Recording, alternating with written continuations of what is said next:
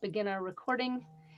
And welcome everyone tonight to Sanctuary Online in what I believe is a little bit of a historic night for us. So first off, Happy New Year.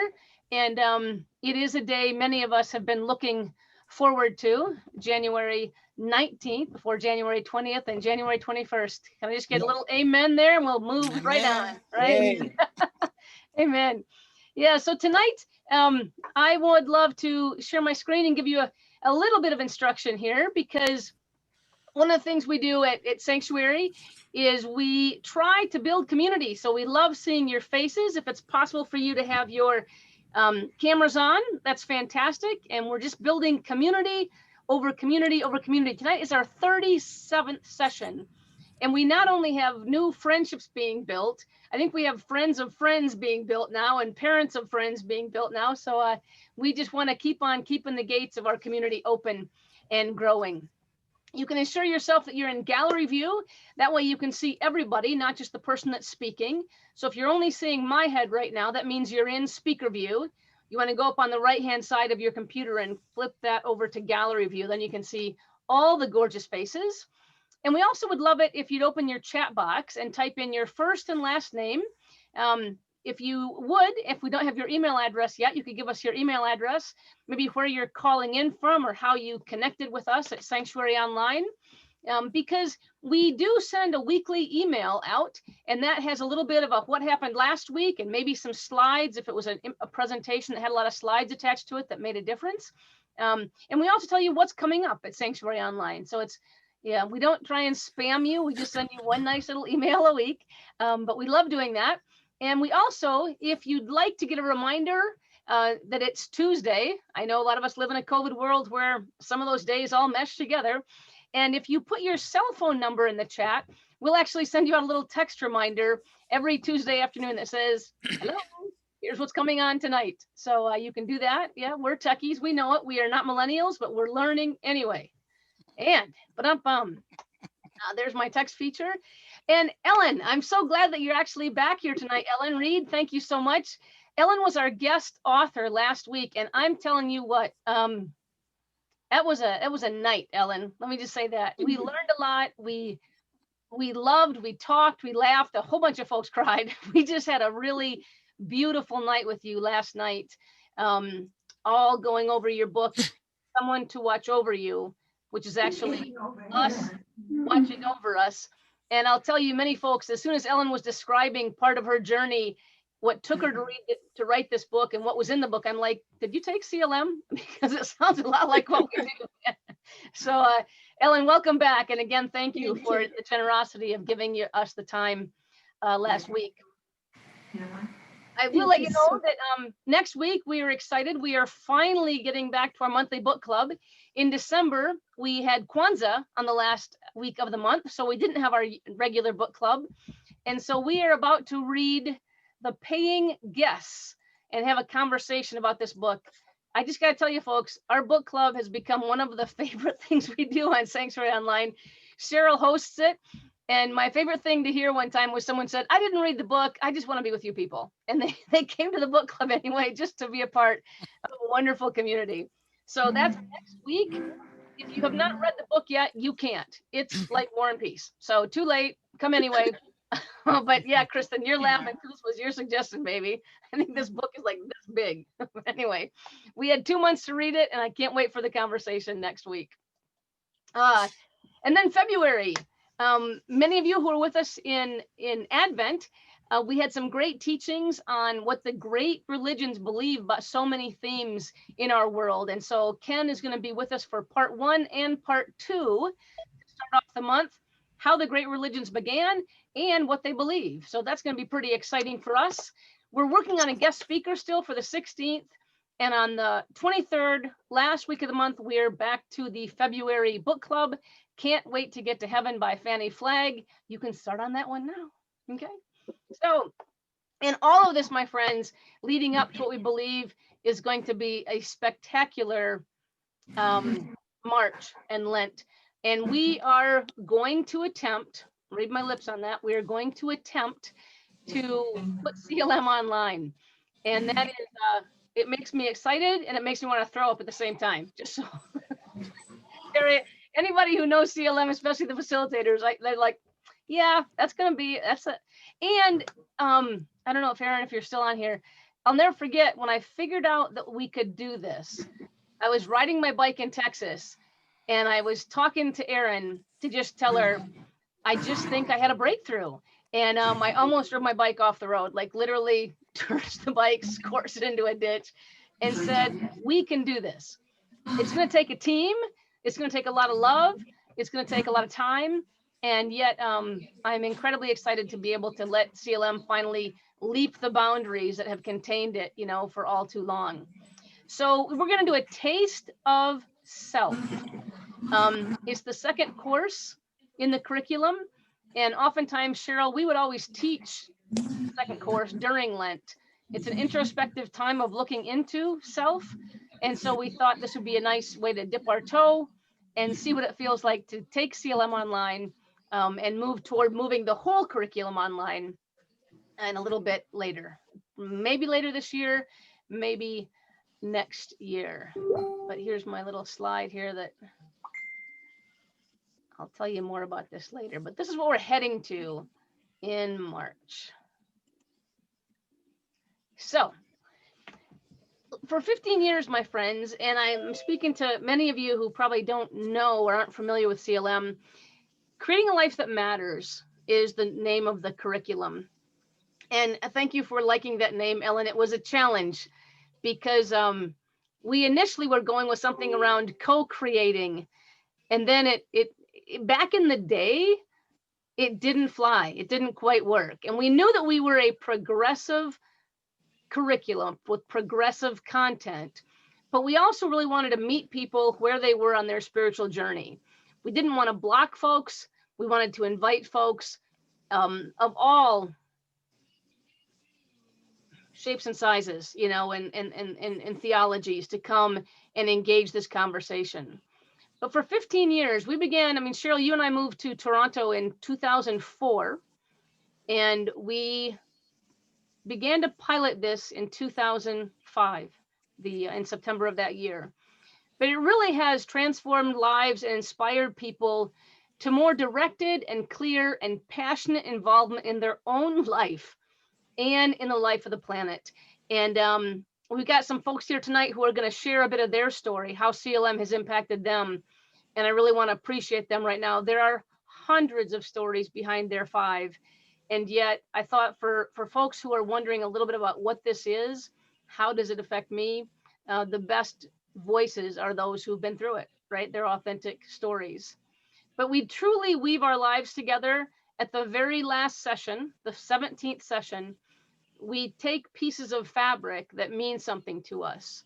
And we walk up to the front of the room after spending 17 2-hour sessions with each other. And we share the story of where this piece of fabric came from. And then we weave it. And the next person comes up, shares their story, and they weave it. And we create an actual tapestry, literally weaving our lives and our stories together. And that's been one of the bigger parts of CLM. I know, Linda, you're going to speak to that a little bit later, but how the relationships that have been created and the marriages that have come out of CLM are a story unto themselves. So what we said a long time ago, that we wanted Creating a Life That Matters to be about relationships, intentional, authentic relationships with the sacred, and how all the ways you can understand that with ourselves and with our passions. And we thought that people, once they were involved in the curriculum, they would be challenged to broaden their understanding of all that is sacred. So when someone walks into CLM, we don't take away the God they understand at that moment. We add to. And that's been a very intentional way to step into this curriculum. We thought the first course, talking about God, would be safe to talk about something that's out there before we understand that the God we're talking about is actually in here. And then talk about our passions in the world. So broaden your understanding of all that is sacred, integrate your self-awareness into being more authentic and a self-aware leader, and then to live the passion intentionally through the life and the work of their church, their community, their organization. And that's been the struggle. It's been so amazing that so many folks couldn't access their passion when they got to that part of the curriculum. And so we really have been trying to break through and help folks understand, what does that mean? What is your passion? What lane could you be living in your life that would just give you nothing but fulfillment and joy? Someone's got something in the background, my friends. If you could just check yourselves regarding, I don't want to mute everybody if I can help it, but so the curriculum is made up of 3 different courses. Each course is a 2-hour session, and there are 6 of those. All right. I'm going to a few folks out. Sorry about that. So the course comes up, and the first course is called Rediscovering Relationship with the Sacred, Rediscovering Relationship with Myself, and Rediscovering Relationship with My Passion. And each of those comes with a promised 1 hour. Each class is a promised hour of homework. God knows some folks did significantly more. And truly, the more you work CLM, the more it works for you. So we allowed that, and we just kind of warned people there would be work, and if you do the work, it'll work for you. Quickly to the story, and I'm gonna briefly pile through a few of these, but just to let you know, again, we call it CLM. It is creating a life that matters. That it's a transformational spiritual development curriculum. We, in the past, in a pre-COVID world, delivered it within churches, mostly within groups of 12 to 24. It's not a self-help group. It's not a small group, 6 people in a room. And the facilitators that offer the course have been through a grueling, can I get an amen? Grueling 1-week-long train the trainer workshop. And the grueling is because we want you to know the curriculum, understand it. We want you to follow the design because it works. And the third thing is because you're going to open up conversations for people that are going to touch points in their lives that are significant. We want to make sure that the people who are in the classroom are mature enough, who know those conversations, those touch points are coming, and can handle them with love and care and every bit of skill that a facilitator needs to be able to allow a person to touch that point and maybe have a breakthrough and work through it, as compared to touch that point and relive some kind of injury or trauma, in their lives. So we're really careful. And the people who have delivered this curriculum are some of the most amazing folks I've met in my life. And they don't get in the classroom. They don't get in front of the classroom unless they're ready and they're able. And I think enough said. We wrote the course and piloted it up in Toronto and down in Austin, Texas, and out in Portland, Oregon, all at the same time. Cheryl and I actually taught the course 1 week and then met with the Austin and Portland teams, gave them feedback, on what happened. They'd teach the course, we'd teach the next course ahead of that, and it rotated all the way through. And we had no idea, honestly, that it would be take off as big as it did. Lily Brock, who was unable to be with us tonight, Lily called us one night. She said, I hear y'all are doing something. And Lily was the head of programming for our denomination globally at the time. And we said, yeah, we're doing something. And she said, can I come and see? And she came down to Sanctuary and met with us. And that's where, Lily, being a facilitator and an author and a publisher in her own right, she was able to really help us and partner with us. So we had the delivery system of Metropolitan Community Church as our initial delivery system that went all around the world. In 2006 is when we realized the only way to get this to all the places that we're asking it is to develop a train the trainer, which we did. In 2007, we copyrighted and published CLM, and we became an official curriculum within MCC, such that now no one can be a leader in our denomination, either lay leader or clergy, unless you've actually been through the curriculum, which is a pretty powerful relationship. In 2010, we were still trying to make CLM more mobile. We began doing retreat versions all over the place, which was kind of comical, interesting, and those worked too. In 2010, we also jumped borders, finally went to Mexico.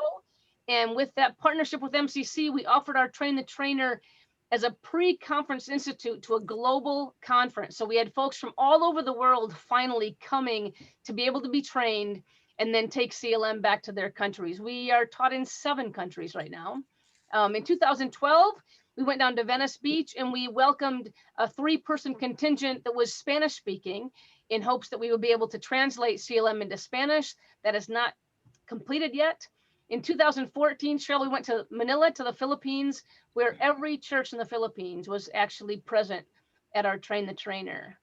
And there's our first little picture. This is the Train the Trainer class. This is that tapestry that I showed you about that we do actually in the Train the Trainer. And that's a really hot sun, if you can see through the windows.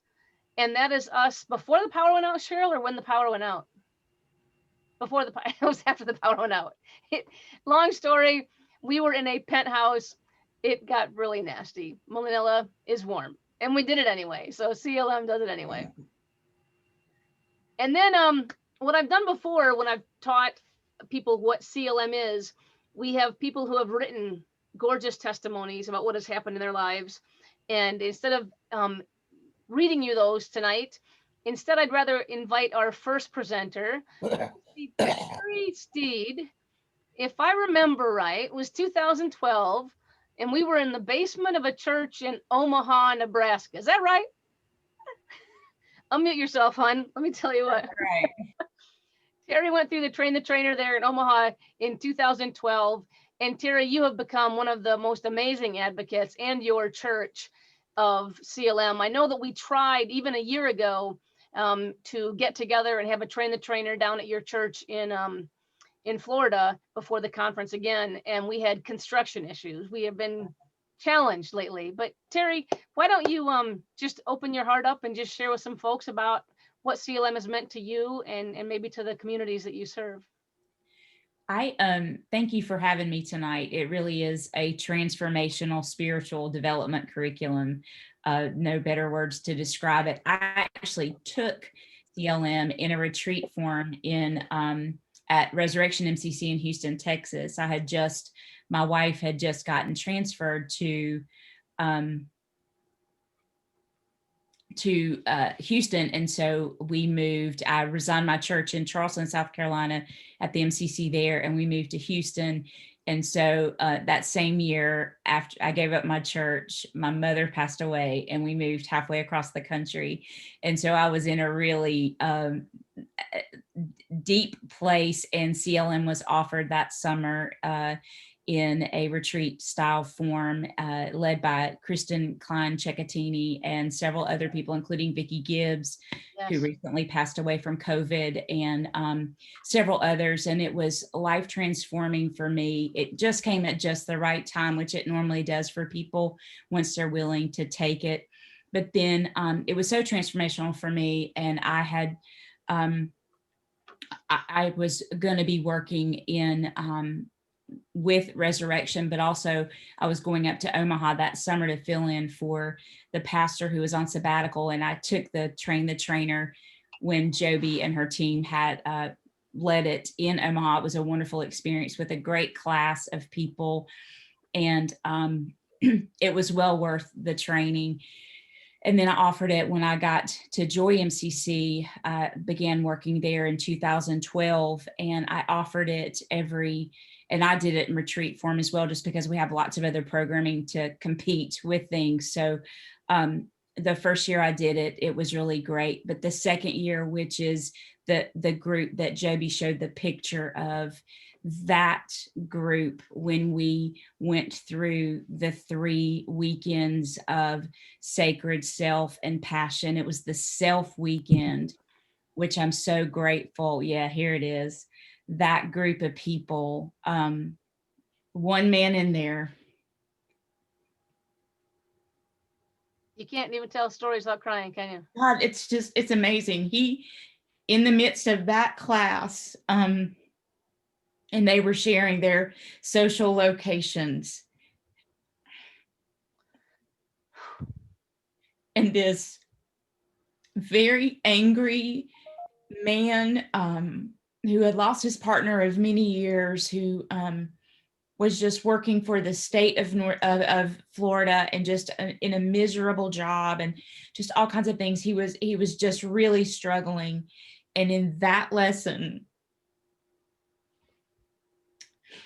on a Saturday afternoon in our sanctuary, you could literally see the scales fall from his eyes, and he had one of those Damascus Road experiences, like you've heard, like the Apostle Paul had when he met Jesus. And this man had been in church all of his life. He was a faithful person, but his life was changed by not only sharing his story in the midst of that, because Joby's right, what you get out of it is what you put in it. But he was changed by other people being their authentic selves and sharing their very raw, very real, very relational stories of some really tough times. But just hearing someone else share their story allowed him to just be awakened to, oh my God, and he is a different person to this day. Wow. And he and there's many others that were transformed in our church, but he's the one for me. And we joke, if he can be changed, anybody can be changed. And so I highly recommend the program. I recommend you to take it personally, but I also recommend it to people in your church that really need something new and different, and maybe nothing else. Maybe Bible study hasn't worked for them. Maybe other things haven't worked. This is unique. It's different. It goes through lots of other avenues to reach people. And so they use film, they use book, they use stories from MCC folks. Ken's stories in the book are really the best things about it. And so I can't recommend it more highly than it's just so worth it. And I pray that you consider doing it, or get trained and share it with the people in your lives. It's so worth it. Oh, Terry, thank you so much. And I thank you, period. I mean, just listening to you, we know what those of us who've taught it have known is it's a gift to go through it, because it's an 18 session conversation. And we always say, we talk about things in CLM that we have never talked to people in our families about. Right. And there might be strangers at a table, and pretty soon they're going to be strangers in a Zoom room. It doesn't matter. It's the conversation. And like you said, Terry, it's the authenticity. And the only better gift than taking it is when you're able to facilitate other people on that same journey. Mm-hmm. And the next step, we have a series of a few master certified trainers. And those are folks that actually go around and know the content and are strong enough facilitators that they actually train the facilitators to get this out further and further. Terry, I'm going to put words in your mouth here. And I know that you're going to be on our team to re-edit and adjust this into an online framework. It's going to be different. In many ways, we think, just when you say Ken's stories, the fact that Ken is still alive and can tell those stories, those will all be videotapes of Ken telling the story. That's fantastic. Wouldn't that be better than you or me teaching that? We can tell the same story, but until you've heard the story from Papa's mouth, and if we capture him, I don't think we can do holograms yet because we probably don't have the budget. But we are hoping to do a lot of this on video, and the teaching piece is the same thing from gifted facilitators. So now a person who's offering CLM can facilitate the conversation, but the teaching pieces can come from the best that have been doing this for years, and the stories can be taught, so we're very excited of what a new way of doing it is going to allow us to do. But we got to get creative. And I swear, if any of you are thinking about that, if you're creative people or have anything to do with education, curriculum, design, we want you. PM me afterwards, please. Oh man, thanks again, Terry. I'm gonna go to our love you, baby, and all you've been to CLM, and the lives you've changed through CLM. Absolutely. I thought the best way to go through tonight, and I know we're going to go a little bit late, and I'm just going to deal with that, is to kind of quickly parse you through the 3 courses. And I want to share that each course is framed by a scripture and a quote. And we did that intentionally. Sorry, here, I'm going to go up to share my screen again. We did that intentionally so that hopefully CLM would kind of bust out of its churchy way of being. Granted, there are folks who are non-Christians and that have even become facilitators, and it still works. It's a spiritual conversation.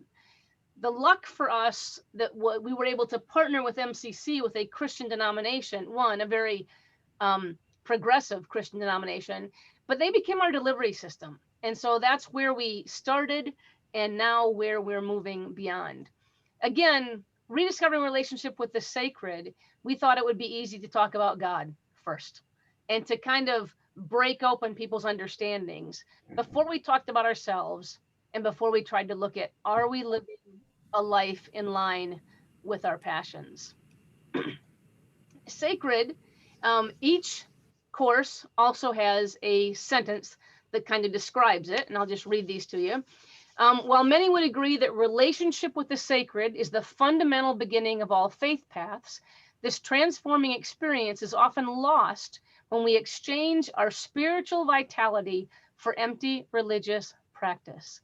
In the 6 sessions of Sacred, we explore what it means to be transformed by an encounter with the sacred and rediscover loving God with heart and soul and mind. The first quote that framed the entire course of Sacred is from The Soul's Religion. And I just think this I would tell you this is my favorite quote, but they're all my favorite quotes. People get tired of hearing me say that. So this one says that it's always tempting to make God in our own image rather than the other way around. Think about that all by itself, okay? We feel the need for a certain source of security, and so we as humans design a God tailor-made for our purposes. And then we defend that image of God against everybody else's. But the purpose of the name of God is to crack us open, lifting us out of our finitude and self-absorbed anxiety. And this religious enterprise requires an idea of God beyond any fixed notion we might have. And so we let folks walk into Sacred knowing we are going to ask them to expand their understanding of what might be God, what might be sacred, what might fit into the names that people call this thing that is unnameable, right? This understanding. The 6 courses in Sacred are Bring Many Names, Beyond Belief, Church, the Body Eclectic, Friends of God and Prophets, Staying Alive, and Celebrating the Sacred. The 6th course of each of the 3 courses was always a big potluck, and it's a big quiz on what people experienced during the first 5. And I say quiz, but it's a big cry. My God, we ask people in their homework to go back and really, we ask a single question from each of the sessions, and they just finish that sentence. We stand in a circle, we have a meal because, we're church people, we eat, right? So we have a meal, we get in a circle, and we try and look at each other in the eye and finish these sentences. And I don't know about in your church, Terry, or wherever the heck the rest of you have taken it, but it didn't take long to go off course very quickly. And people just shared what happened with them in this first, session, in the first 6 sessions. And it was always holy. It was always holy. And it was always hard to make it end.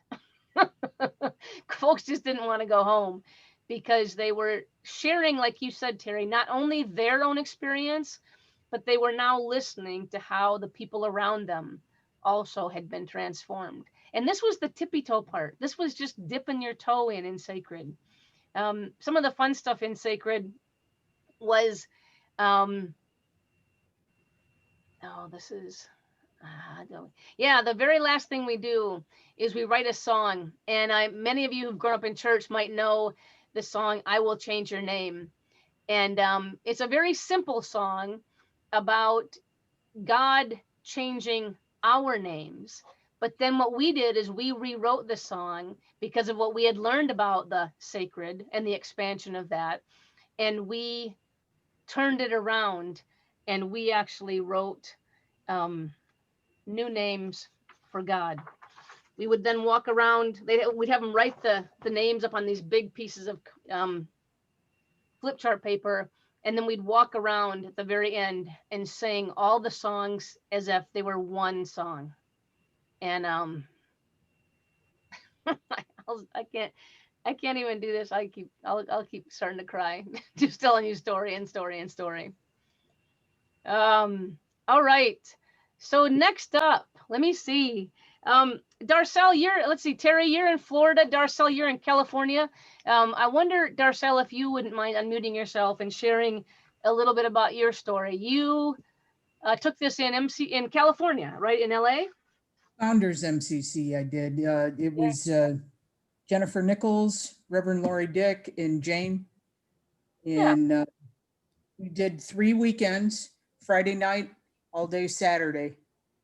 And it, at the end when they asked, describe it in one word, and there wasn't a one word I could say, I said life-changing, because it was life-changing for me. There was a hole in myself that I couldn't fill, and I couldn't figure out what needed to go in there. And this was like peeling the layers of an onion on me to get me to the point in a safe place where I could admit who I am and that God loves me for who I am. And, you talk about the iceberg and how you have the level, the water line. And my water line was up here because I didn't want anybody coming. And it got me to the point where I could accept me for me, and that I knew God loved me for who I am, and that I figured out who God was. And it just, I can't recommend it enough for anybody that's seeking, because I felt like I needed to be doing more. And I remember Tom was in the hospital and I was talking to Ken about it. And he kind of nudged me a little bit. He said, you should take CLM when they offer it. And I did. And next thing I knew, when the one part where I think it was the last one, where you could find your niche in your church. Yes. And I felt, I can't even describe the feeling of gratitude and the gratefulness that I had, that I was able to find that in my heart and, open it up and be able to be of service, whether it be read scripture or do communion or serve communion, something that simple, but something that powerful, that I'm able to give of myself freely without feeling like I'm draining myself, because, I just tapped into a whole nother level of God. I don't know how else to explain it. It's but okay. Your message is coming through, Darcel. Huh? Your message is coming through, honey. It's good. If you have problems with God, understanding God and how God works in your life, or how you should work, this is for you. Here I am with this beautiful woman, and I don't think I could have been here had I not taken this class, because it helped me, to find myself in a safe place, and that it was okay. And I am forever grateful. Well, Darcel, we're I will say, because I know that you're shy and you're humble. You were in a emotionally battering relationship, but you were loyal to your vows and to your promises. And to see you happy now is a gift to so many. and to see you singing. Not, you don't just serve communion, you sing communion in your church now, in one of the largest churches with an online following, beautifully. You sang for us last month, Darcel, you know, sharing your whole self now. And amen. Thank you for sharing tonight, my friend. We love you. I'm alive. You're alive. You are alive. Absolutely. One of the course when Darcel, what you were saying about finding your niche, one of the things we do in CLM that's one of our favorite practices is many of us struggle to do what we think we're supposed to do, or to fill a job that isn't being filled, or to do something because somebody asked us. And we may not be gifted for that, right? In self, it's, are these my talents, my gifts, my joy? And so many of us are doing things that are not. And so in that class, same class where we find out what we can say yes to, we work very hard first on saying no. Remember that, Cheryl? We would yell it from the rooftop for like, bring this church down. No, I wouldn't be good at that. I wouldn't be joyful. I do not want to do that. And so we learned that if you're not in a place of giftedness, that's not your passion, that's not your lane. And when you take that job or fill that role or fill that opening, you're actually taking it away from somebody who's supposed to be there. And so we had to learn that, to let things go.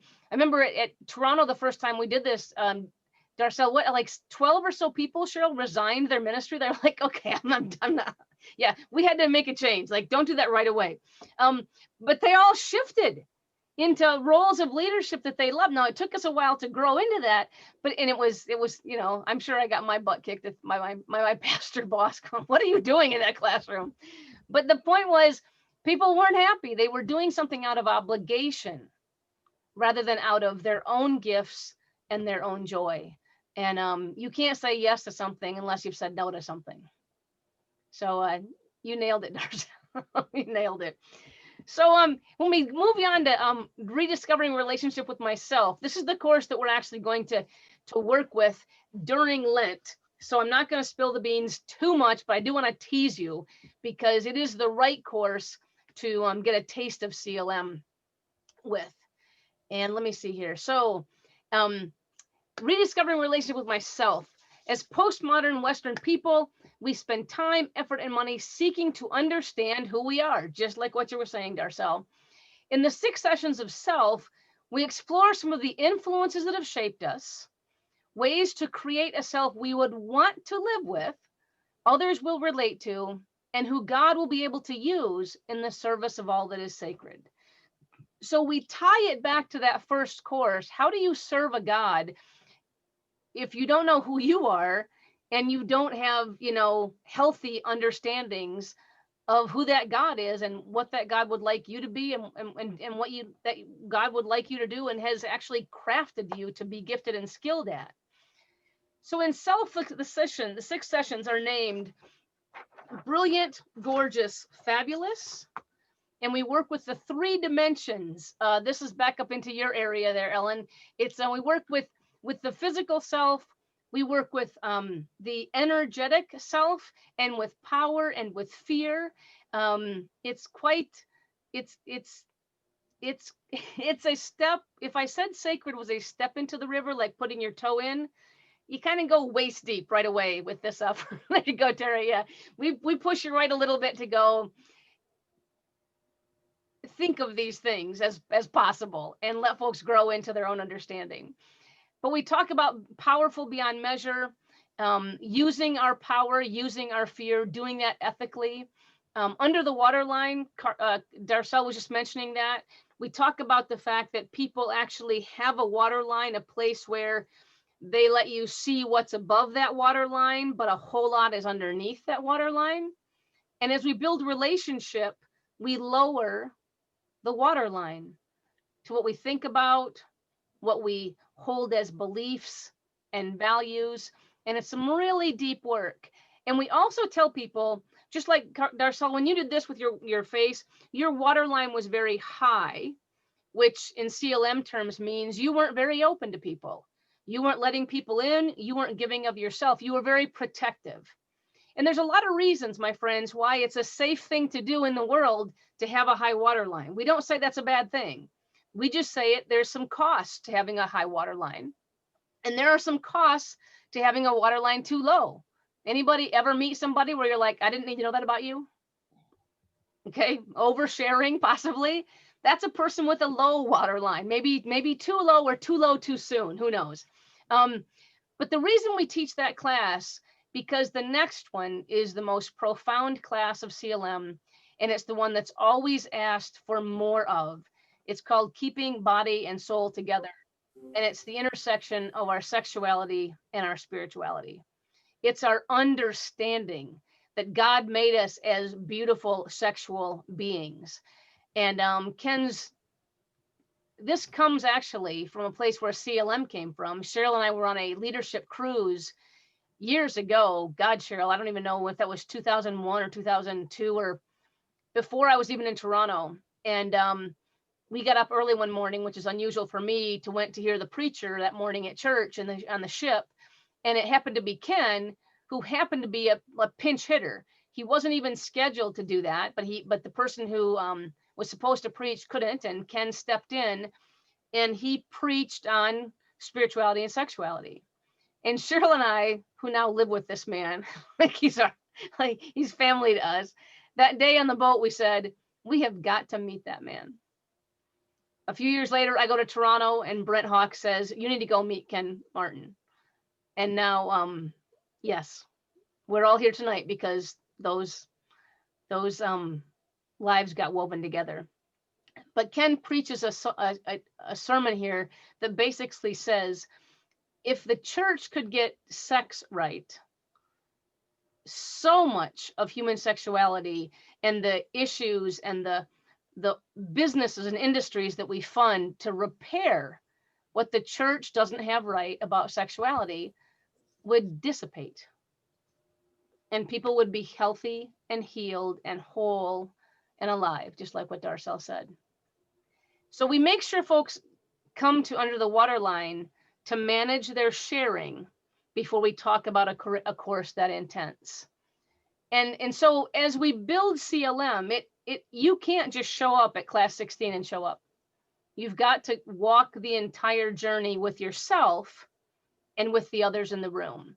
And that's where, as we move this online, there'll be some challenges in that people will probably not make every night, but now they can also go watch a video of not only the teaching content, but the conversation that occurred. So we're really excited about that because it really matters how carefully you walk into each of these concepts.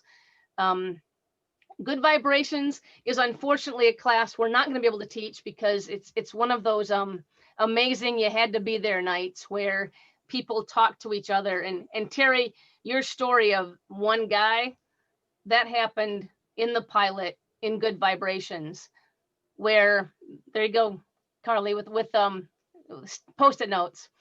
There was a gentleman who looked at all of the gifts, all of the descriptors people had given him, and he was in tears near the end of that class, and he said, "This is the man I've always wanted to be, but know that I'm not." And the class kind of took a collective breath and looked at him and said, actually, all those descriptors came from the people in that class. That is how we experience you. It is who you are. And he had this gap in his own self-talk, right? In his own understanding of himself, just like you said, Darcel, until that moment. And I cannot tell you what that gentleman did in his life after that moment and that exercise in CLM. Yeah, he was deeply wounded by his family and by the XX gay movement and by therapy to cure him. And he became just a hero in his own life. And again, hurt people, and heal people. And he became that healing person. One thing we also do in self is we actually start by having folks draw their body. And that is not even, just walking into self, they want to leave, right? Kelly, I can see your smile. I mean, a lot of folks don't have good body stuff, right? We don't have good work with our own body. And we're like, yeah, you're going to draw your body. No stick figures. It's really going to be your body. And so we put on some nice music. We don't let them go home, and they draw a body. And then we use it through the rest of the sessions. We anoint it, we draw on it, we love it. And at the end of self, on that last 6th session, when we're in the circle telling each other our stories of our experience of the curriculum, the facilitator rolls up the people's body in a scroll with a bow and hands it to them as a little graduation certificate. And again, it's just intentional, holy work together to fall in love with yourself, Darcel. To fall in love with yourself as a starting point that is so very crucial. I'd love you to play you a song. I'll play it to you on the way out, but we talk about this song and we weave it through self. It's called How Could Anyone Ever Tell You You Were Anything Less Than Beautiful? And it's become a theme song of CLM. Wherever we go, let me play you a tiny bit of it, just a tiny bit of it, and I'll offer the words here. And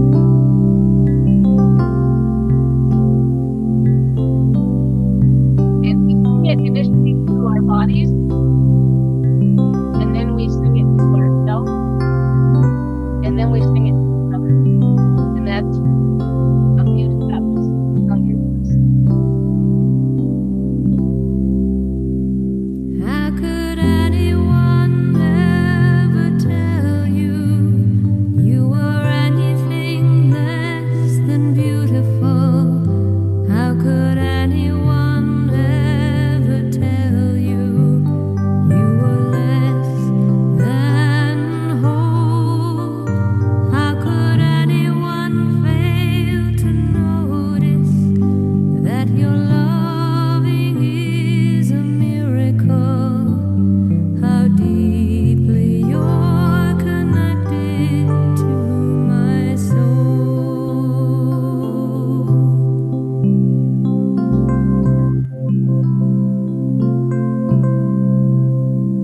How could At the last session anyone of self, ever we sing tell you you to us. were anything have the class less than beautiful?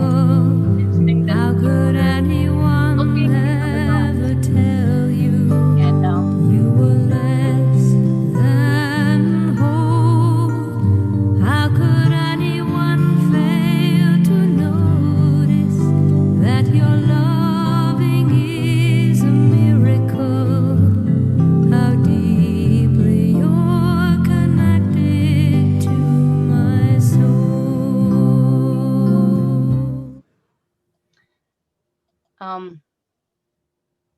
I would love to take the time to tell you how we found that song, but the yes came in the driveway at Sanctuary with Ken and I in a car in a massive rainstorm, listening to that song and saying, that's the song. Like Terry said, we, inside the curriculum, each course is framed by that quote, by a Bible scripture. Toronto was not really a Bible-based church, and so we didn't want people to be, again, stuck because it was biblical. It's a Bible, and yet other churches in that were more Bible-based, we wanted to have them that same kind of resource. And so the scripture and quote kind of held the class together. Inside the class, in every class, is some teaching, but not a lot. Very small teaching pieces, 3, 5, 7 minutes max. And then conversation, and then activities. And the activities, and there are homework and there's pre-work. And that's where the music came in, poetry came in, excerpts from books came in, art came in. And we really tried to make sure we were touching all the points that a person would, that would allow them, right, to learn, to grow, to remember, to receive, and to be open. And so, Velma, I'm wondering about you, my friend, if you're willing to share a little bit right now. I think it's in this one, Velma, in self, the activity that you were sharing with us about earlier today. But why don't you just open up and talk about what happened to you for CLM? Okay. Well, first I want to start off saying thank you, because LEAD is very excited. This is a required course for the LEAD program, Yes. and we have a lot of LEAD people who have been waiting for this program, so I'm very excited to hear this part. Absolutely. I attended as part of my LEAD certification back in 2012, 2013 in that area. I had attended a train the trainer for CLM in Florida over at some retreat center over there. I don't know, Dayton Springs, something Springs. And one of the activities that we had to do, this was a really cram full week of stuff to do, train the trainer. But one of the things that stuck in my mind and has pushed me forward is, I come up with this tagline: try looking at your life upside down. You'll get a different perspective. And where that came from was that we were working on a timeline of our life, put a graph, 90 degree, timeline. And I was sitting across my partner, and she was on the top part of the poster board. I was on the bottom part of the poster board. And we're sitting there drawing a timeline, big events, through our life, and discovered that my timeline kind of went, flat, flat, flat till 18, that I graduated high school, left home. Then it started going up. And I thought, looking at it, we had to share each other's story, myself and my partner. So we turned the paper around. And so I was looking at her timeline, and she was explaining her growth, and something, made me look at mine. So I kind of looked at mine upside down, and it kind of gave me a different perspective. It clued me into that my darkest days were in my childhood developmental years, up until the age of 18, from earliest recollection 5 to 18 were my darkest days. The rest of the time it has totally opened up to God, and I have just been propelled because of LEAD and because of this. I mean, my growth has just been tremendous, and it's God, y'all. It ain't me, it's God. It's a God thing. But I totally recommend this program. It really digs down deep inside of you, and you come out loving yourself and knowing yourself, loving yourself because you know yourself. Yeah. So it's totally a game changer. I highly recommend it. Thank you, Joby. Velma, we love you so much. Thank you so much. It's funny that you speak. So here's the fun thing too about CLM. We know the 18 session curriculum changes people. My God, that's like a lifetime of spending it together. And when you spend it together in weekends, you get even tighter. Velma, you're sharing just what happened to you during just the train the trainer, a 3.5-day immersion session. And what we do in the train the trainer, we try to give people enough of a taste. We put them through one session of each of the 3 courses, Sacred, Self, and Passion. And we can't do all the activities, but we do some things to try and put the trainers in a potential position of what their delegates or their participants are going to be feeling. Mm-hmm. And what's beautiful about what you're saying, Velma, is these life maps. Is the part of passion that's so challenging. We ask folks to go back and look at their life, and then we have to draw it. And then we say, Velma, if you can remember, we say, draw it. We have folks walk around, we do a lot of work with candles and stuff, and then come back and take a look at it and listen to what it tells you. Listen to what your own life already lived thus far tells you. And for some folks, that's a joyous thing. For some folks, people just wanted to, they're on this night, people would just walk to the bathroom and leave. They were not coming back because they couldn't face the choices they'd made thus far, or the circumstances of life that had pushed in on them, And this is this point, again, leading all the way up to this, where there can be that aha, where people can say, one, now that I know myself, now that I know God, Now that I know God loves this self exactly as this self is, if I want to make a change, I can. If I want to make a change, I can. And they have this group, this tribe of people around them that says, and we will walk it with you. And we will lift you up and we will believe in you. And the relationship part, we had no intention for that to occur in CLM. And like I said, I don't know how many marriages, I know of at least 3 marriages that have come out of people who were in class together, who after falling in love with themselves went, you look pretty good too. You know, and oh my God, it'll be a great book someday. But Velma, you looked at it and you had to look at it from a different angle. And then you let your life speak to you. You know, it's not an easy thing. And it is a path to freedom, a path to freedom. Absolutely. You have served the world and so many people and are doing more and more and more in your life, Velma. I love you. Thank you so much. Thank you so much. This is one of those life maps. I'm skipping ahead a little bit, but just to give you some perspective of what Velma was saying, this is one image of a person's life map that they draw, and we make them draw it first on a little tiny piece of graph paper.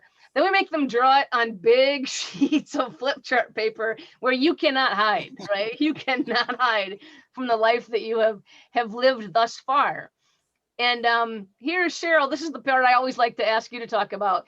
This is Cheryl's example. If you look at that, Erin, if you're still on here, this would be how Pamela would draw one. A very architecture-like, very efficient drawing. It's the example we use in CLM. So Cheryl, why don't you come on just for, hold on, let me go back and let me tell them what passion is. And then we'll come to that. But passion is where the rubber meets the road. It is not, it is what you're there for. And we always tell people, trust the class, trust the process, trust that session 1 is linked to session 18. And there's a design line. The reason this thing is alive 15 years later and still being taught the same way and still working is there's a design line that links everything in the class, every reading, every exercise, every conversation, every question for a small group is tied together with design. And passion is really, the question is, are you living the life that you were sent here, you know, to live? It says our passions make us most aware of our personal power, energy, and joy. And many internal and external factors influence how successfully we manifest these passions in our lives. In these 6 sessions, we will explore ways to manage those factors, discover what gives us power, energy, and joy as we serve the sacred through our church. And the courses are entitled, Did You Call Me? Again, some people are called to be front people. Some people are called to be people that are maybe not as upfront and yet are as important. Peaks and valleys. This is fear. This is Ellen, we talked about this last week, right?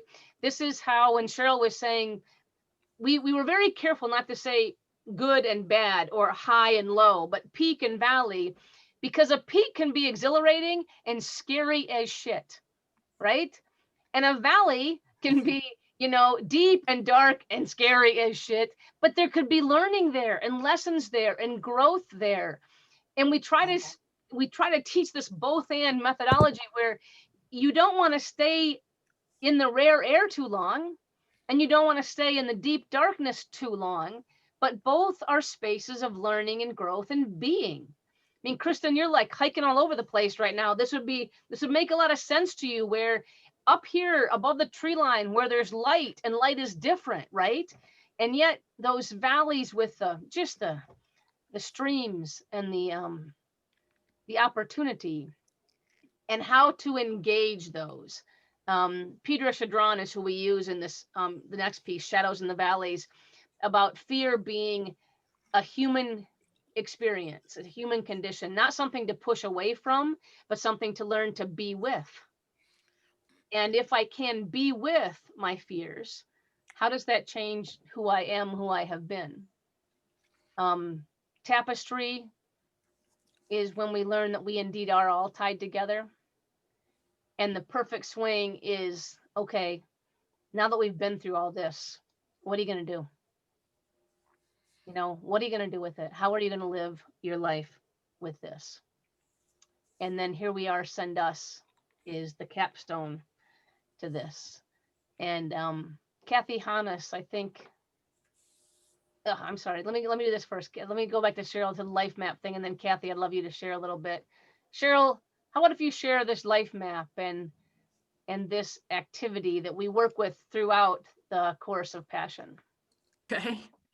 I mean, the first thing I want to say is during the pilots, one of my roles was to do the homework ahead of everybody else. Nobody had ever done the homework, right? We were creating this as we were going along. And so they said, Cheryl, you're the guinea pig. You do the homework. Okay. We didn't call you a guinea pig. We just thanked you for volunteering. Yeah, whatever. Yeah.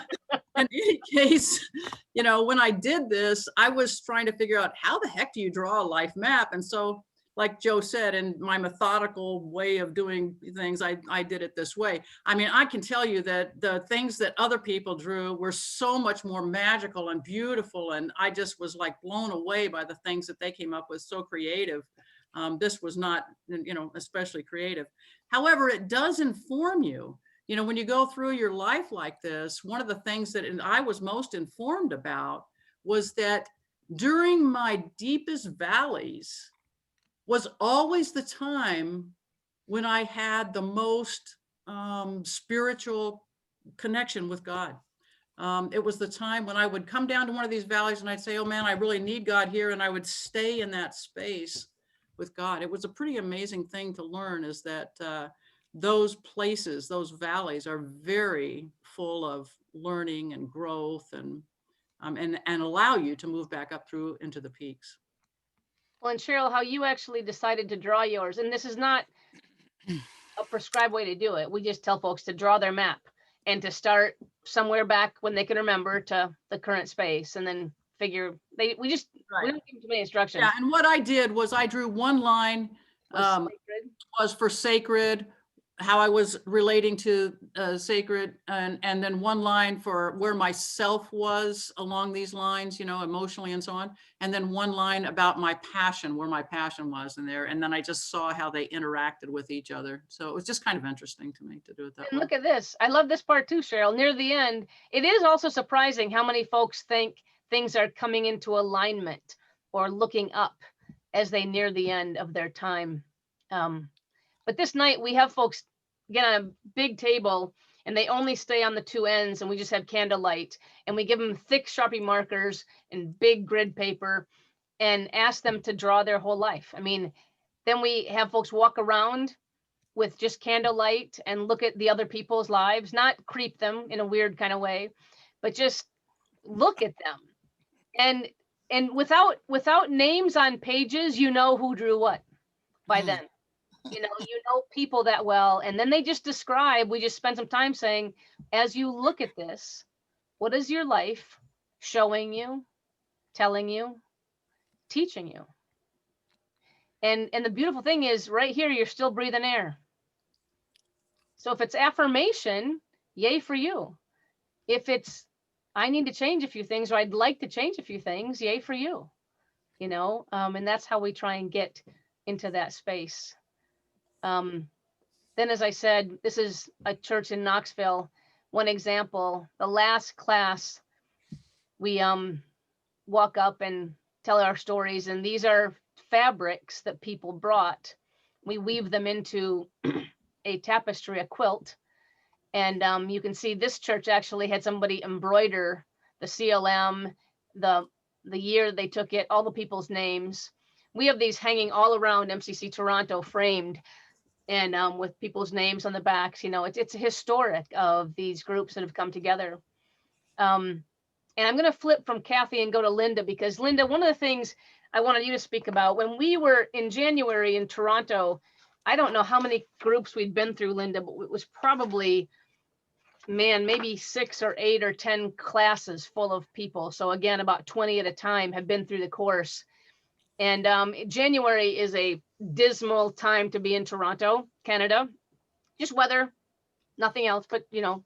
And so we brought all the groups together and had them just really share about their lives and their experiences. And Linda, you and I were chatting tonight a bit about a comment that you made. You are a Landmark seminar leader, right? So again, if any of you know Landmark, it's a highly intense, highly expensive, which we are not yet, aren't on it, adult transformation curriculum, where again, people go pretty deep into their own learnings and their own selves and what they're doing on the planet. So you had a comment that just moved us about what CLM had the potential to be in the world. And I just wonder if you'd share from outside of Toronto, Canada. Linda, is that where you are right now? I'm back in Toronto Back in the city. again for the last 6 years. So Oh, good to see you. Welcome to Sanctuary Online. thank you. Well, when I did the Landmark course back in 1998, it was so transformative for my life to see so much about myself and life and what's possible. And that we think it's a certain way, but we are the ones who make up the meaning. And so it was so transformative and enlivening for me that I went right on and I got trained as a whole series of different things. And finally, I was being trained as a seminar leader, and that is a volunteer position. And I was spending more time working with leading the seminars in my volunteer position than I was in my bed and breakfast. But what happened for me is that it became very difficult for me to meet all the measures of leading courses. I still, to this day, think if anybody wants a really transformative thing in a 3-day period, the Landmark Forum is the best thing you can have. But I actually came to kind of a crisis when I decided to stop being a Landmark leader. And I think when I did the Creating a Life That Matters, it was a very healing experience for me, because I felt in a way that when I resigned as a Landmark seminar leader, it was a failure. I felt like a failure.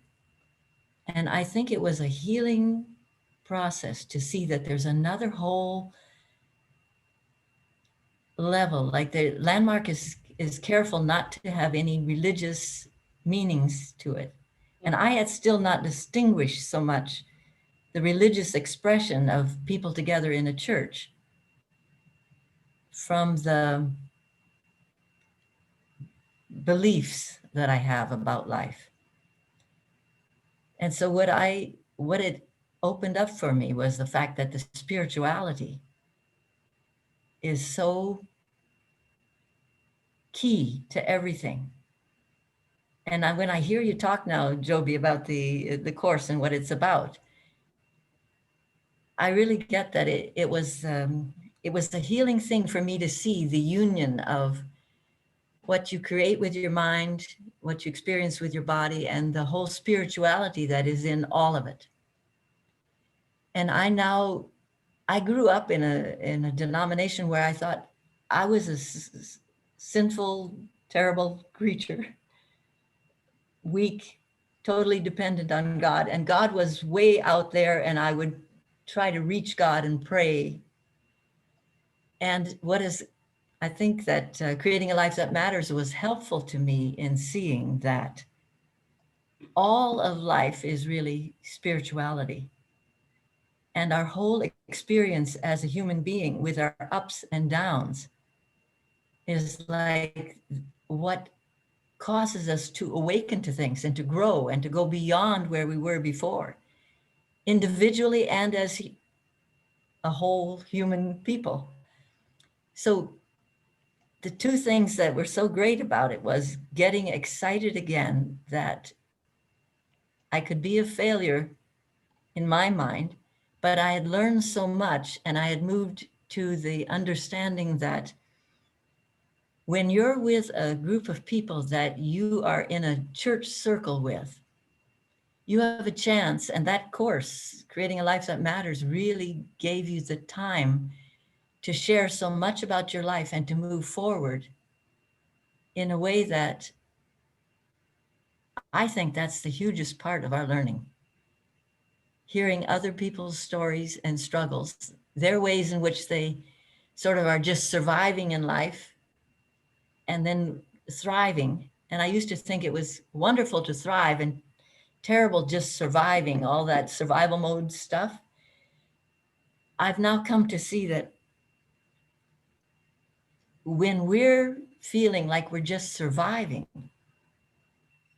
that's the times of our greatest learning, because then we reach out again. Mm. We can transform in that moment with any possibility that God has created in life, any possibility that is there. We can claim ourselves in that possibility and move forward from there. So having a group of people around you that really support you in that and get to know you just made it a huge, well, what it led to is in 2009, the Toronto church asked me to start leading a group. And I think Sandra Miller is on this call. Yeah. She actually approached me about connecting to it. Last week, I almost came on this. It was the first time I had heard that Sanctuary in the Woods was doing this on Tuesday nights. I ended up being busy and not coming on that. And then to get a call from Joby now to talk about my experience struck me again like one of those times when I think, wow. Connections. Yeah. Because you've been leading a group now, Linda. What is the group and for how long at the church? It's a depression initiative that Sandra Miller was then working on staff, and she asked as a deacon at the church, would I consider developing it?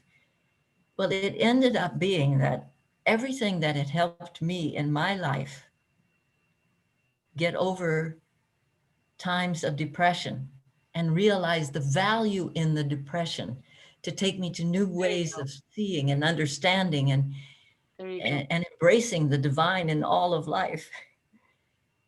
I now get to lead, usually we settle now to 15 people every winter in our church. And the two things that I got from CLM are in that.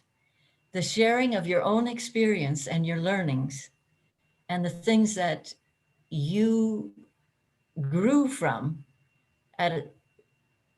if you stop thinking of it as a terrible thing and it's a terrible thing about you and you got to reject that and try to be somewhere else. The secret is in being with you in the roughest times and with other people, listening to their rough times. That's the beautiful thing about the course. You really get to share your lives with each other and the ups and downs and be there for each other. And that felt to me like finally everything that I had dreamed of with Landmark Education, I was getting to experience with 15 new people each year. And now we're in these COVID times. I think about it here in Toronto, we can't even see hairdressers. So all of us are in longer hairstyles than we've ever been in. But in this first time, a group that usually ends with a completion retreat in April, we ended up finishing, when we had a brief time of meeting again at the church, we did 2 more sessions, but we still haven't done our completion retreat. And the people are enjoying it so much that that's my experience with Zoom now, is we go on a Zoom meeting. And I actually think Zoom is a secret advantage in life that somehow we human beings have created out of all of this, that we could actually reach further. Yes. And even in intimate ways. Like I can only see you now, Joby. I don't know Zoom well enough yet to be able to see everybody. Oh, that's too bad, Linda. There's such gorgeous faces on here and they're all looking at you. Well, now when we are on Zoom, 2 people in last Sundays, we meet again at the same time we usually met after the worship service. And then we had our couple hours of our support group time. Now we're still meeting and talking like crazy. And two people said, you know, the COVID time is so awful for me. I can't feel close to people unless I can be physically there with them. And we actually started talking about it. And I said to those two people, actually, and we have a great relationship, no one understands each other. And I said, both of you, when you talk with people on Zoom, you're looking down at your desk or your lap or somewhere else, but you can actually look into people's eyes when you're sharing and feel them and be there with them in a way that almost, I said to them, usually I'd have to look around the circle to see how everybody is responding to what people are saying. But when you've got all the people, the faces out in front of you, and you can see all their facial changes and reactions, and you actually feel more connected to the whole as a group. And I don't know if you can expand that beyond 15 people and feel closer to people than ever before. Well, but we're growing well. in intimacy in this second year. Man. And I take it back to, I think, oh, somebody's offering to teach me about Zoom. That's really great. Anyway, the secrets are there in the creating a life that matters. Yeah. That is a wonderful curriculum in the church for three reasons. You get to experience the divine, which I now see everything as an expression of the divine. I just watched the movie, My Octopus Teacher. And it made me feel so, it's a guy who's a documenter, and he is worn out, exhausted. But he ends up going to a place by the ocean side, and he goes into one of these weedy, protected underground places. And he learns from the octopus by developing a relationship with the octopus. Well, that was another, just everything I experience now makes me understand and see more of God than I ever did. Because that octopus is learning and developing its life and even creating a relationship with that man. It's like the divine is actually, yeah. I appreciate it everywhere in my life now, from my own personal ups and downs and experiences to every beautiful thing I see in its ups and downs and experiences. And I think of it, it reminds me of what one guy said, and I think this is in the Creating a Life That Matters course too. I think it's almost 15 years ago since I took it, but I remember. Oh, I remember. He said he thinks of God now as a huge blanket, and it includes our whole earth and everything in it, and the universes, and all the universes they're still discovering are beyond that. And then my experience is, as a human, is like you scrunch up a little bit of that blanket and you can put a rubber band around it at the bottom, and it sort of sticks up from the blanket. And I now think of myself as not me reaching out to connect to God, but me being connected with God in my very being. And I'm like a little scrunched up piece of God that has an individual look and shape and size and expression.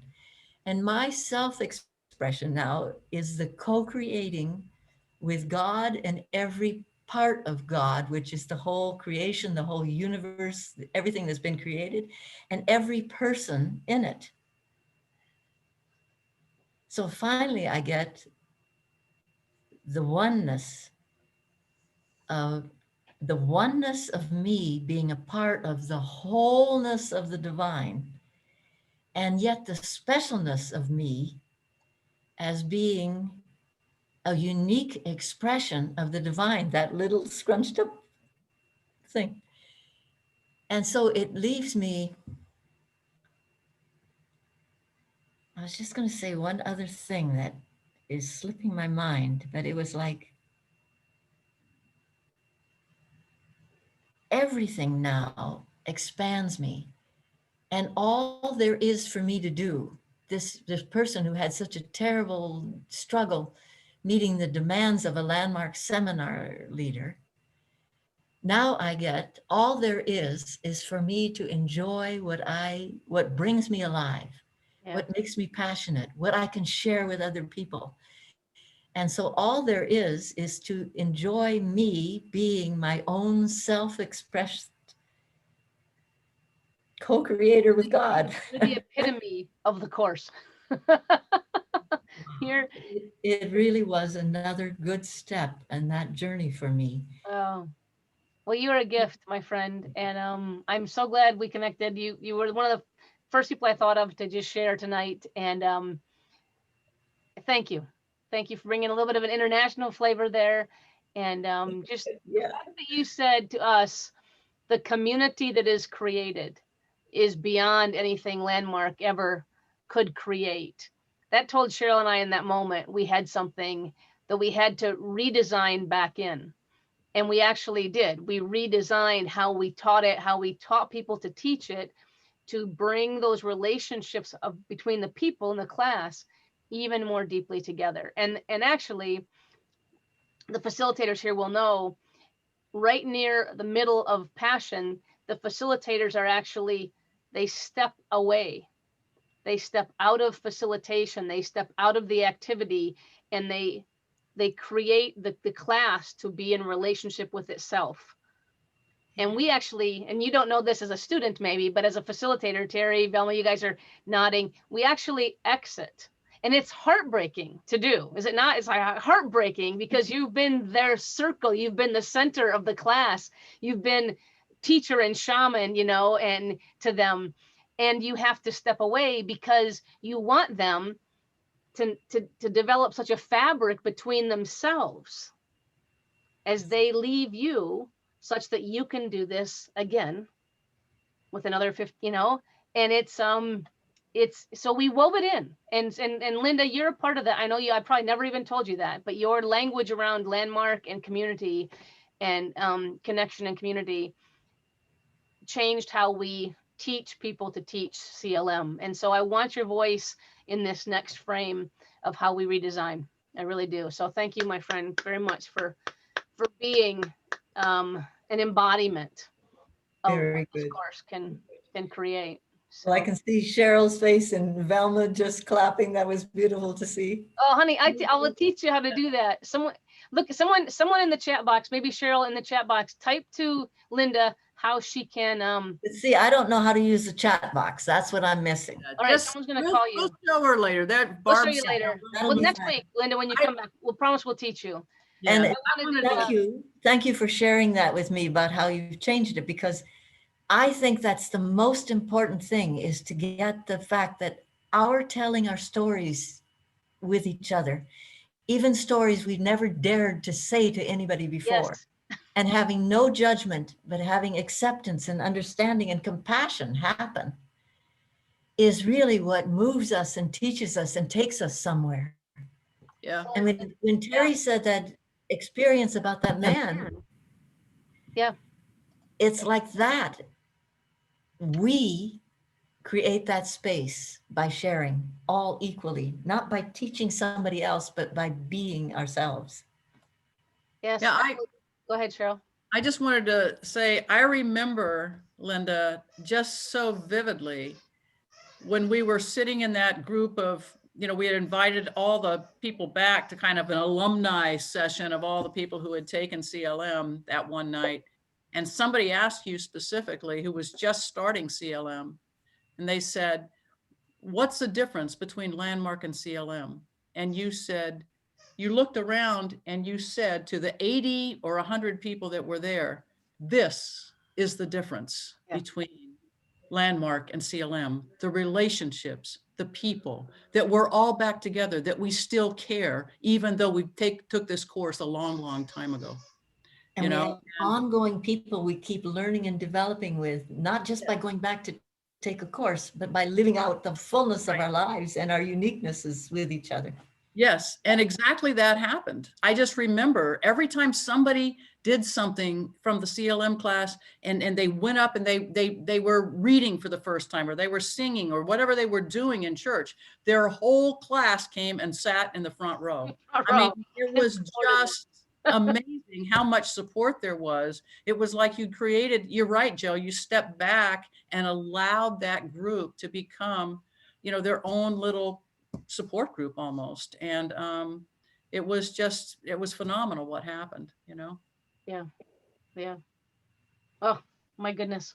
I know we're running late, and yet Kathy, you jumped in and said, Joe, I've got to tell my story. So again, we have so many testimonies, and yet I want to flip over to Kathy. I know this changed your life. You took this in Florida, right, Kathy? Yes, I did. Yeah. In 2013. Yeah. Can I just jump on? I just want to piggyback on what Cheryl just said. And you guys were talking about how, with the different groups, and each time you have a CLM class and the groups get together to try to share things. And what we did at Suncoast was, since I was the first class, the actual first session of the next CLM class, when they broke it, we did ours on a Saturday. So we did like a number of Saturdays in a row. Excuse me, that first Saturday, we met them when they broke at lunch so that we could share our stories with them as they were beginning the whole program. Yeah. And, we haven't had too many classes since then, but it was just a great experience. But yes, it's been a life-changing experience for me. I was never one to really be involved in church at all. I was a Catholic girl that went into church, didn't even take my coat off, listened to the sermon and left. You put your money in the basket and you're done. I was never involved. Yet when I came to MCC, and Reverend Sherry Kennedy, our pastor, tried to convince me to take CLM, I was not really convinced. I was a doubting Thomas. What do you mean, a life-changing experience? I got to tell you, I'm so glad that I did, because there were the first session and the last session, the Sacred and the Passion, were my two favoriteest. And it's because I really felt it was then when I realized that, Joby, when you were talking about the weaving and the tapestry, that parts of my life were starting to be pulled together, and that I had a purpose, and my purpose was to be there, to be at church, and to be with God, and to give back. And I'll just share two quick stories. One, during the Sacred, we were asked to identify our patron saint, and I identified Saint Sebastian. I don't know if many of you know Saint Sebastian, but it's the patron saint of athletics. And so I did a little homework to make sure I could tell the class why, Saint Sebastian was so great. And what I found out was that for the martyrdom, it was a Bishop Ambrose, and he did his martyrdom, Saint Sebastian's martyrdom, on Psalm 118. And so I went and I read Psalm 118. I got to verse 24 and I stopped dead in my tracks. This is the day the Lord has made. Let us rejoice and be glad in it. It is my favoriteest Bible verse. Favoriteest. Okay. Well, it gets better. A couple weeks later, I had to miss a class. I had to go to Washington, D.C. to care for my sister who was having surgery. So I went to Reverend Sherry and I said, hey, if you were going to go to church, MCC church in the Washington area, where would you go? And she said, go to Holy Redeemer, I forget where they're, in College Park. And so I said, okay. So I go early. I didn't feel like really kind of welcomed, and all of a sudden, Reverend, let me just get his name. I just want to make sure I tell you who it was. Oh, Reverend Lee Treadwell. He came down and he sat next to me and he said to me, you're new here, and I said, well, I was from Suncoast and I was just visiting to help my sister. And he said he knew of Reverend Sherry, and I was feeling a little bit better. And it was time for the service to start. And he walked up to the front of the pulpit and he stood there and he turned around and he said, this is the day the Lord has made. Let us rejoice and be glad in it. And I knew that God had a plan for me, because I didn't have to go to that church that Sunday. I could have went somewhere else, So it was just God speaking to me. And when I got to the third session, the passion, I was struggling. I didn't know what my passion was. I never had a passion for anything except to play sports, and I began to realize that my passion was to just give back, to just be me, and to just try to give back everything that I possibly can. And so my other quick story was that I started to read a book after CLM called,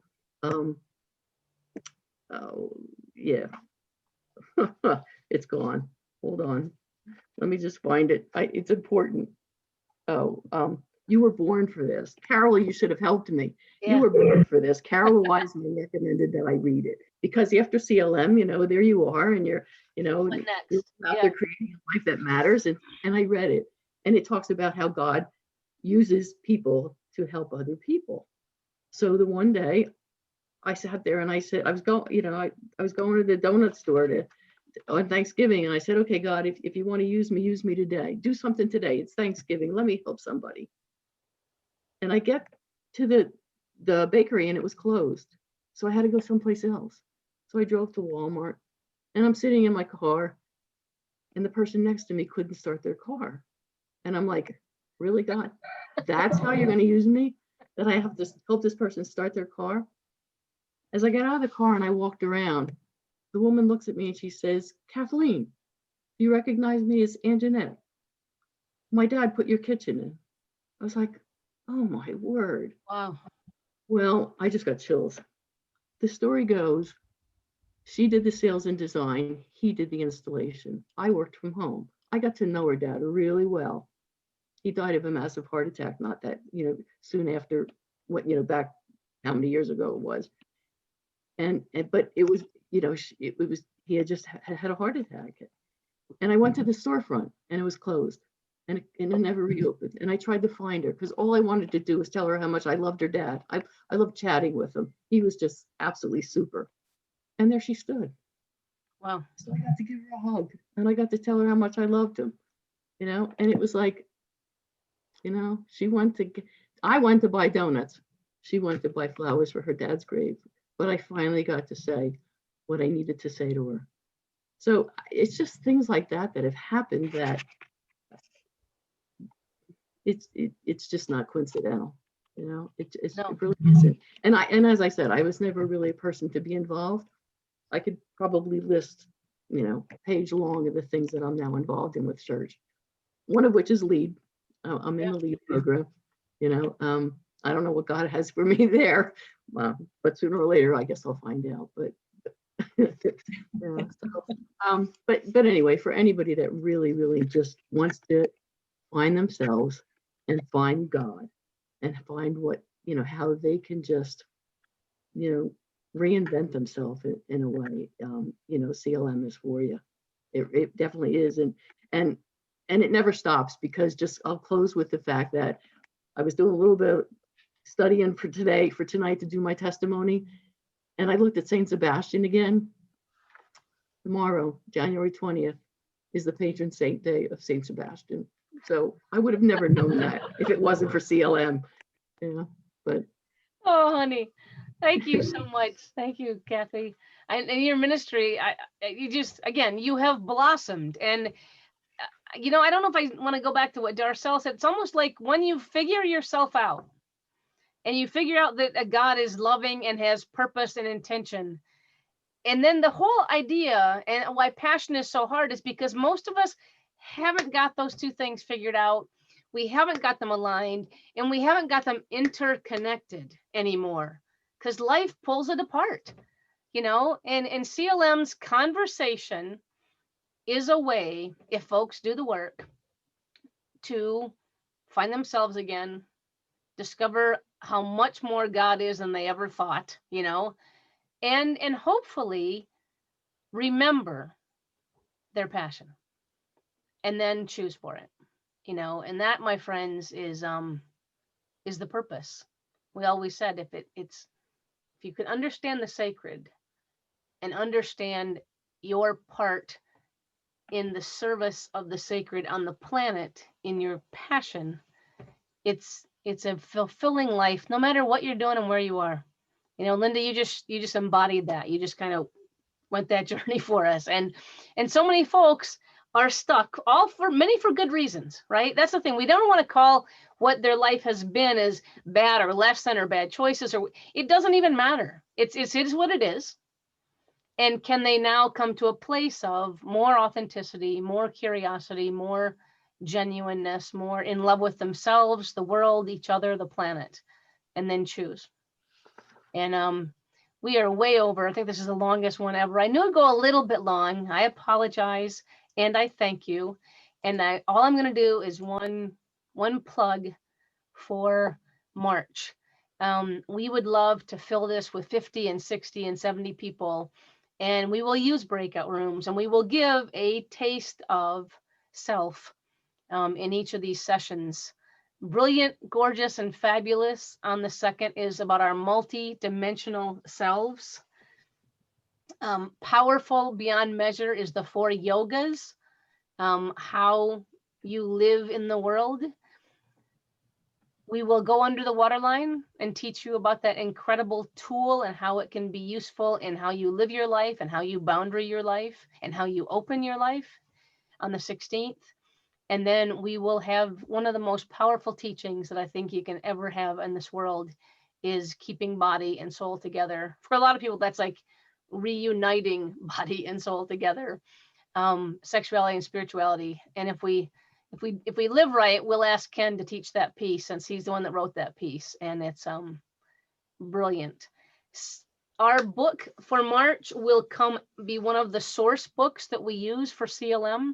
We'll make sure it's something you can still get online somehow, because again, just to stay in that kind of genre of Lent and of the experience. But I love y'all. I still am anxious and still want to throw up and still am very excited. And if you know anybody who's talented and skilled in Zoom or video or any of that design, any of that kind of stuff, really private message me, because we need to put some professionals together. And when I talk media, I think of people that are younger than 60. So if you know anybody that has skills or gifts, talents in those areas, we would be willing to bring them on and to help us just jump over boundaries. My cousin's been on here most of the night. She's been asking me about CLM for years, and the product and getting a facilitator and getting enough people to make it worthwhile has been challenging. And Zoom, Linda Leaners, a pandemic opportunity. It has broken the walls down, and we will jump over them. We will figure it out, and we will make it work. Excuse me. I love you all.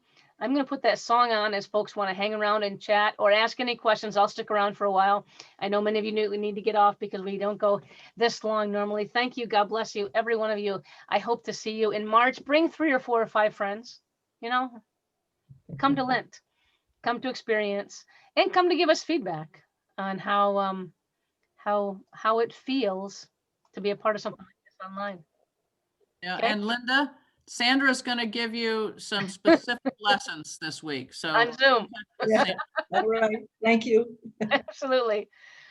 All right. Love you all. I'm gonna, like I said, put some music on and we can chat ourselves away. Anybody who has to take off, please do. Thank you. And we'll see you next week for book club. Terry, Kathy, Velma, Linda, Joby, Darcel, thank you for sharing tonight your stories from CLM and bringing it alive for us. Love y'all. Thank you. Hey, Kathy. Great, Kathy. We were in that class with you. Good to see you again. Good to see you. Yep. Great session. It was a good class. It was a wonderful class. Absolutely. Yes, it was. Can't believe it was that long ago. Woo. We're still in lead. We're almost finished. Well, and the memories, right? My goodness, they've been able to pull out those memories still. Yeah, we were in the same class with Kathy. I'm gonna go and play. This is 7 minutes long. I'm gonna enjoy it. Love you guys. Kristen, thanks for coming, hon. Kelly, thanks for coming. Glenda, good to see you. And Joan and Dee, Aaron, Carolyn Bonnie, of course. Darcel and Carly, love you guys and the cats. Ellen, welcome back. Keep coming. We're here every Tuesday. Love you guys. Bye. Can't wait. Talk to you soon. Love y'all. Be safe out there. Wash your hands. Wear your mask. Wear your mask. Wear your mask. Wash your hands. Good night. Night, night, y'all.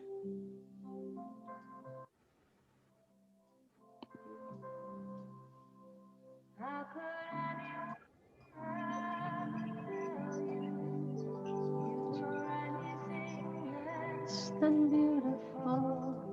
How can anyone ever tell you you are less than whole? How could anyone fail to notice that your loving is a miracle? You are connected to my